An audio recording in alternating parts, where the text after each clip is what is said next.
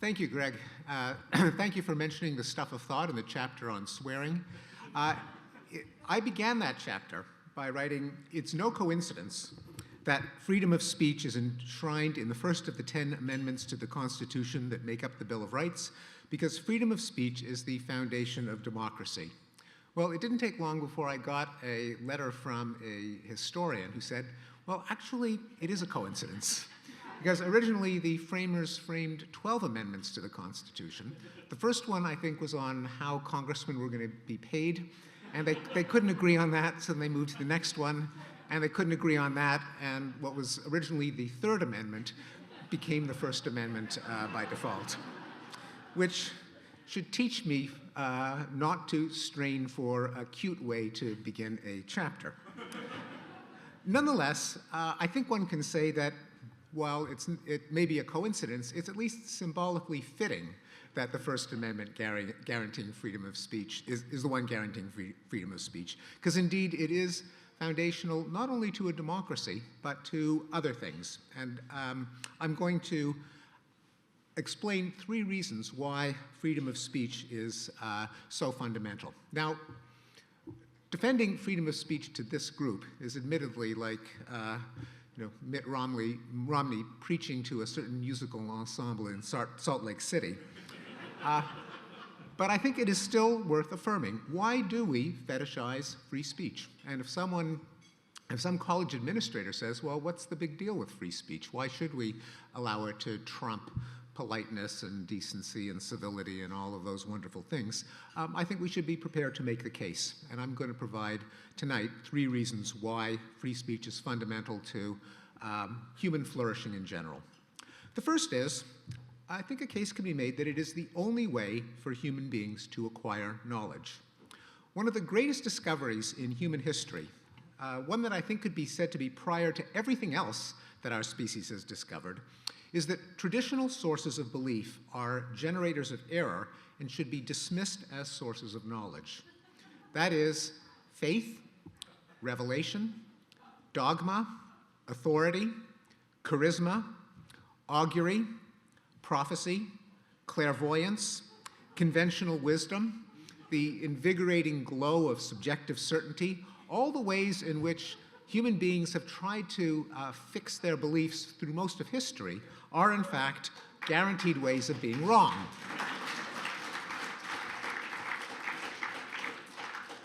So how can we not be wrong? Well, other than by proving mathematical and logical theorems, which are not about the material world that we live in, the answer is what the philosopher Karl Popper characterized as conjecture and refutation.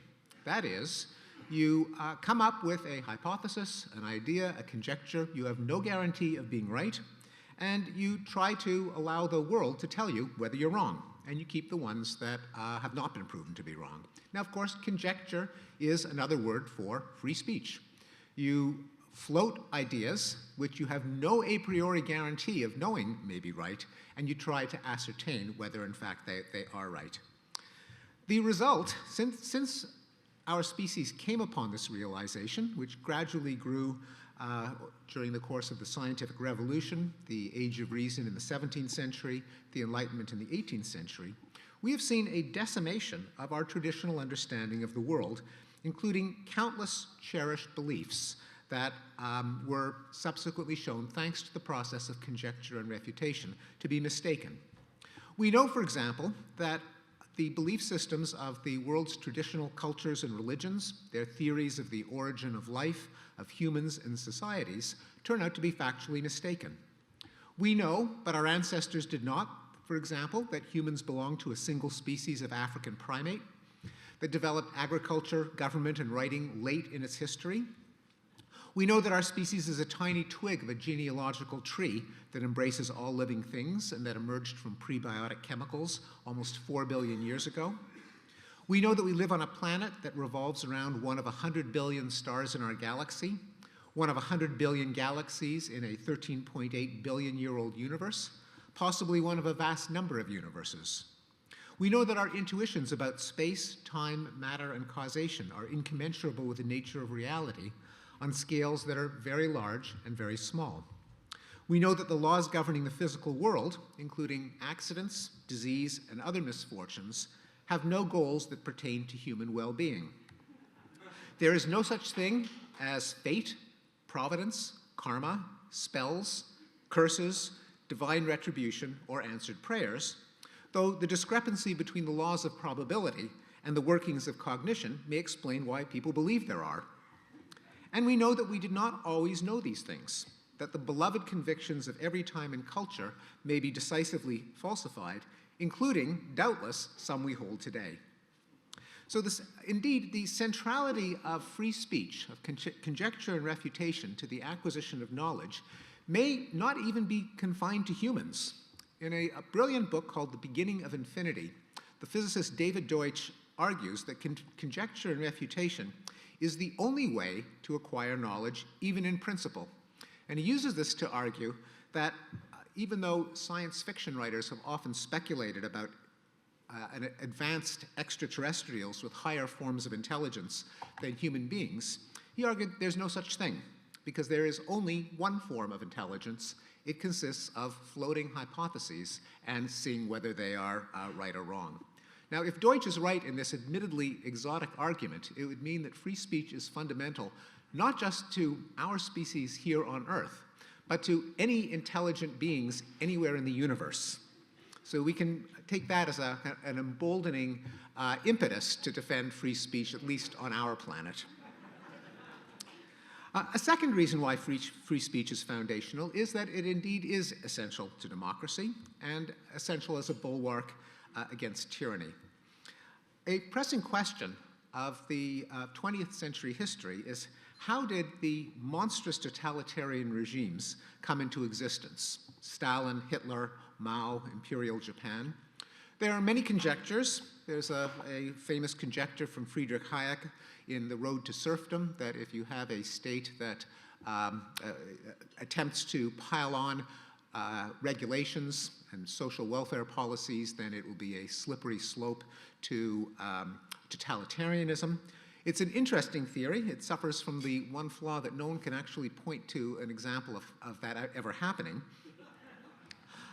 What has happened, historians tell us, is that totalitarian regimes always come to power with violence. Usually, in fact, I shouldn't say usually, always, there are groups of armed fanatics who use violence to silence their critics and advocates of alternative political systems. Silencing of critics is the universal route by which totalitarian regimes come to power. And there's a systematic reason why, if you want to install a totalitarian regime, the first thing that you have to do is intimidate people who will criticize you. Because in a tyrannical regime, immiserated people are not deluded that they are happy. They all know that the regime is repressive. And if all of them could act on their beliefs simultaneously, no regime has the brute force to resist them. The problem is that they don't know that everyone else knows that they know that everyone else knows that they know that they are all miserable. They lack what logicians and economists and linguists call common knowledge. That is the state at which you not only know something, but you know that someone else knows that you know that they know that you know that they know it. Common knowledge is generated by public statements, by conspicuous displays. Perhaps the best illustration is the fable of the emperor's new clothes. When the little boy said the emperor is naked, he wasn't telling anyone anything that they didn't already know, anything that they couldn't see with their own eyeballs. So how was it that he changed the state of their knowledge? Because as soon as he blurted it out, everyone knew that everyone else knew that everyone else knew that everyone else knew that the emperor was naked, and that's what emboldened them to challenge the authority of the emperor. In general, common knowledge is the way that authority is challenged. This is not just even a conjecture, but it has been shown in an ingenious computer simulation by the sociologist Michael Macy, who programmed artificial societies to try to figure out how it could be that some belief that the majority of individual agents do not hold, nonetheless becomes entrenched as a belief that no one will publicly deny. And what he found is that a spiral of silence, a case where people don't actually believe something, but punish other people from believing it, can arise if you have a determined minority of agents with a minority belief who have the power to intimidate the others, to silence them. But if there are open channels of communication, if one person can communicate across long distances with others, that can prevent the tyrannical spiral of silence from becoming entrenched. Now, it may seem far-fetched to link campus freedom, which admittedly by historical and cross-societal standards is still admirably high, to repressive regimes. But I'm here to tell you it's not that far-fetched. This morning I woke up in Oslo. I just attended the Oslo Freedom Forum. Now, these are people who know from restrictions on free speech. It's a kind of TED for dissidents from repressive regimes, from Russia, from China, from Africa, from Islamic regimes. These are the kind of people where with one tweet and their entire family could be jailed. These are people that include a 20-year-old girl who escaped with her mother from North Korea by hiking across the Gobi Desert in winter. So these are truly courageous people, and it even seems a little bit spoiled for us to complain about the historically and relatively trivial restrictions that we experience on American campuses. Nonetheless, what struck me was how inspired these unbelievably courageous people are by the American example. That it's well known that the United States is not always a popular brand worldwide. But there is one part of the American political and intellectual system that really does serve as a beacon to these courageous people, and that is our commitment to free speech. America stands for the place where you can say unpopular things and the law will be behind you. And one of the journalists at this Freedom Forum even commented that it was discouraging to hear that the United States college campuses have speech codes where the thing that we ought to be most proud of is under threat even within the shores of the United States. And several explicitly mentioned that they hoped that the United States would not waver on its commitment to free speech, including unpopular beliefs, because it served as such an inspiration for the far more extreme cases worldwide. The third reason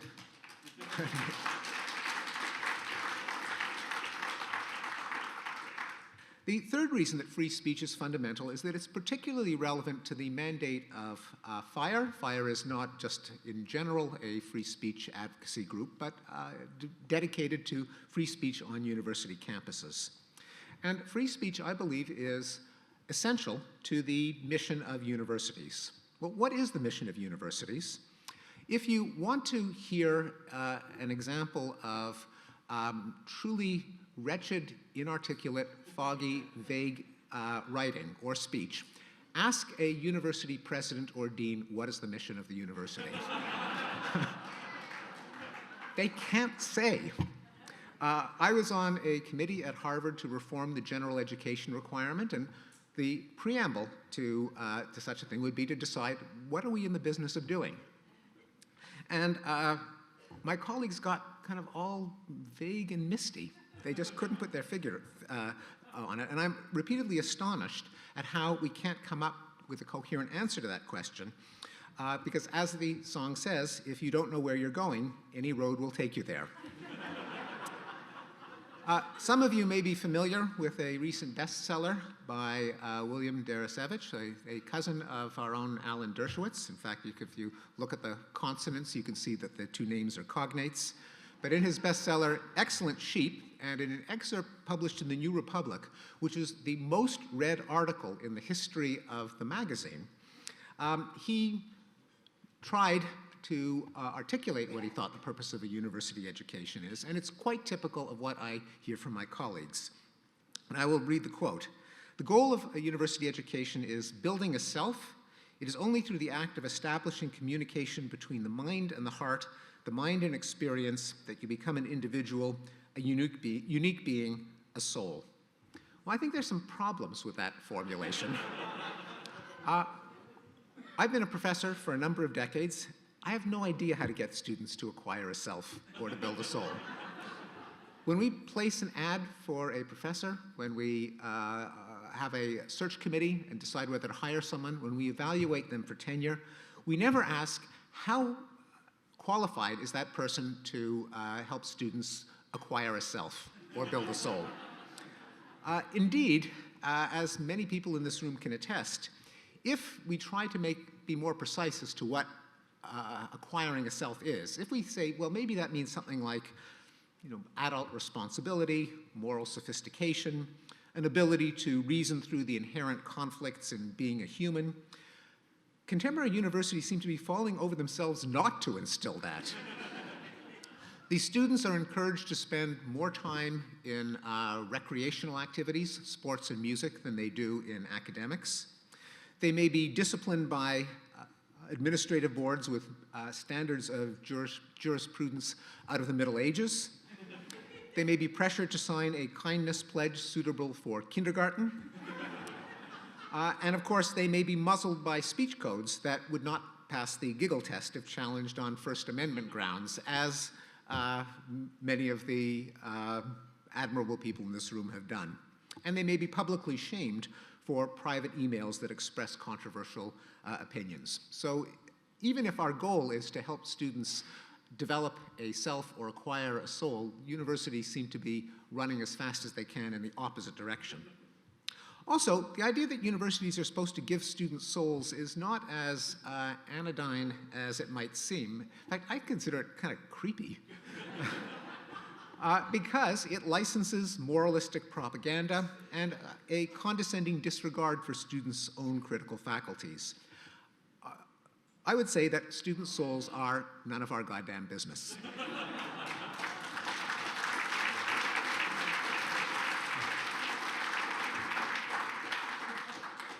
Worst of all, it distracts us from a more coherent, defensible, and practicable understanding of the mission of the university, one in which free speech is inherently woven. And it seems to me that it's actually not that hard to state the mission of a university education.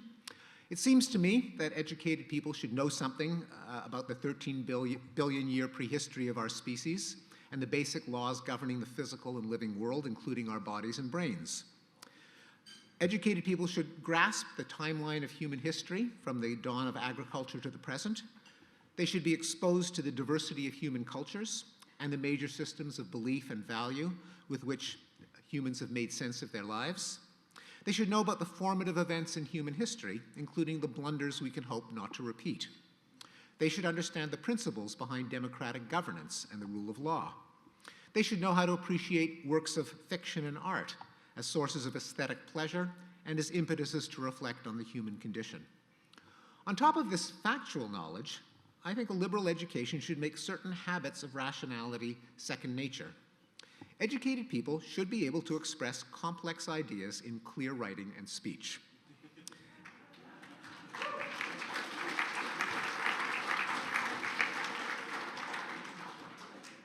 They should appreciate that objective knowledge is a precious commodity and know how to distinguish vetted fact from superstition, rumor, and unexamined conventional wisdom. They should know how to reason logically and statistically, avoiding the fallacies and biases to which the untutored human mind is vulnerable. They should think causally rather than magically and know what it takes to distinguish causation from correlation and coincidence.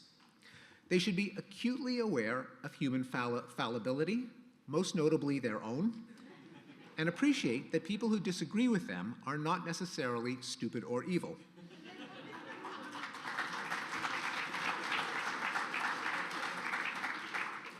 Accordingly, they should appreciate the value of trying to change minds by persuasion rather than by intimidation or demagoguery.